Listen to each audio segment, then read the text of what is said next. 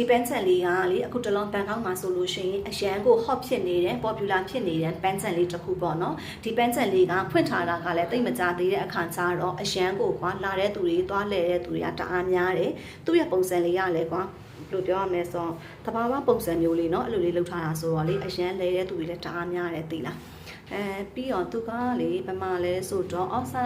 Central Park လို့ခေါ်တဲ့ shopping mall ကြီးပေါ့နော်အဲ့ shopping mall ကြီးရဲ့6လွာမှာဖြစ်တဲ့အတွက် shopping ပတ်လို့လည်းရတယ်ပြီးလို့ရှိရင် mall သွားပြီဆိုလို့ရှိရင်ကွာသိလားအဲ့ဒီမှာအပန်းဖြေမယ်ထိုင်စရာနေရာရလည်းတအားပေါ်တယ်တောအုပ်လိုပုံစံမျိုးလေးဖြစ်တဲ့အတွက်အရေးကြီးလည်းရတယ်ကွာလုံးဝအဆင်ပြေတဲ့သွားကြည့်နော်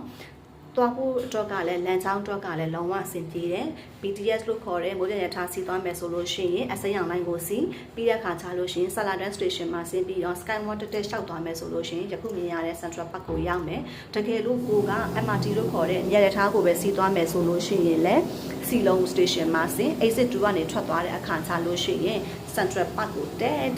ရောက်ပြီပေါ့နော်တွားကြည့်နော်ဆောင်ကတော့လေတွားကြည့်ဖို့အတွက်ကိုလုံးဝ recommend ပေးတယ်